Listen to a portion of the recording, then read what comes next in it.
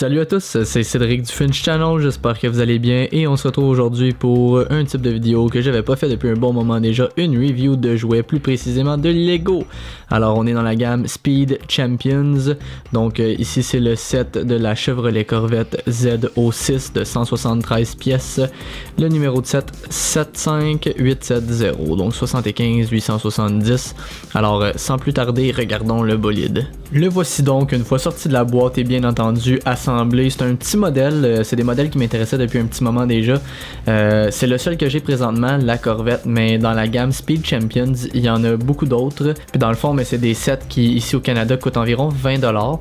Donc c'est quand même très abordable. Je pense que la jouabilité pour les enfants est aussi grande que le côté collection pour les gens comme moi qui sont des fanatiques de voitures. Et en plus, je suis un fanatique de la marque GM. Donc c'est sûr que ça m'intéresse. Et j'étais curieux de voir si l'assemblage était le fun, étant donné que c'est quand même un petit set à 173 pièces, donc on va regarder ça d'un peu plus près. Donc l'assemblage est très simple, mais étant donné la grosseur, souvent pendant qu'on fait le montage, on se demande comment ce qu'on est en train de faire va avoir l'air la Corvette à la fin. Mais je trouve que Lego, honnêtement, ont fait un travail assez remarquable, en tout cas pour la Corvette. Je peux pas parler pour les autres personnellement, mais c'était le reviewer Jank Bricks qui m'avait donné envie de m'en procurer. C'est sûr, c'est les collants qui viennent changer la donne. Je suis normalement pas un fan de collants sur mes jouets et sur mes Lego. Par contre, vu la grosseur de ces modèles-là, si on veut donner l'allure d'un véhicule en particulier, on n'a vraiment pas le choix d'en mettre parce que je pense pas qu'on puisse ajouter des formes à quelque chose d'aussi petit.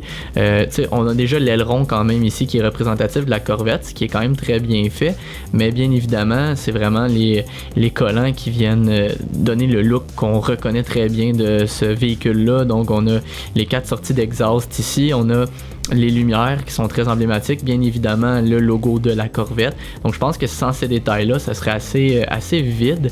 En mettant ça, directement, on le sait que c'est la Corvette. En tout cas, personnellement, je trouve qu'on peut pas se tromper. C'est des petites plaques intéressantes. Si j'enlève ça ici, vous voyez, ça a l'air de ça. Donc c'est vraiment, on monte cette petite plaque-là ici, on met les collants. Il y a une vingtaine de collants en tout. On finit par pogner la twist éventuellement à bien les mettre, mais ouais, ça c'est vraiment pas pire. Des petits collants ici qui viennent mettre l'emphase sur la petite fente qu'on retrouve sur le vrai modèle. Donc je trouve que c'est un bon mix, même si normalement, je me répète, mais je suis pas fan des collants. Je pense qu'ils ont fait un bon travail. En avant, on voit très bien les lumières. Je pense que son meilleur profil, c'est vraiment comme ça ou à l'arrière. De devant, étant donné que le véhicule est étroit, bon, c'est pas le plus beau qui soit, mais overall, je pense que c'est un beau véhicule. Si je décide de m'en procurer d'autres, je pense que ça peut faire une belle collection quand on les met tous à côté de l'autre. Il y en a des modèles de F1, il y a des modèles un peu plus complets avec le garage, donc c'est cool. Voici de quoi l'intérieur a l'air, donc c'est sûr c'est très simple, on a juste le volant classique avec un intérieur rouge, pas de cadran ou de collant, quoi que ce soit. J'arrête pas de dire qu'on peut faire la version Targa avec le toit retirable, donc c'est pas fait pour ça, c'est pas indiqué dans le manuel, mais je trouvais qu'on pouvait le faire. Alors on a 2 sets de roues, donc on a ceux-là, puis même pour la grosseur, c'est étonnamment ressemblant avec ce qu'on peut retrouver sur la Corvette. Le set vient avec une petite clé comme ça, donc ce qu'on peut faire, c'est retirer une roue. Ensuite, avec la petite clé que je vous ai montrée, on peut aller pousser comme ça, puis en poussant, ça a fait popper la roue ici. Et ça vient avec un deuxième set de roues qui est différent du premier, donc ça vous laisse quand même le choix un petit peu de personnalisation. Donc voilà pour vous donner une idée de la différence entre les deux sets, c'est vraiment juste au niveau des branches que ça change un peu. Donc au final le choix vous revient, mais c'est quand même cool d'avoir cette option là.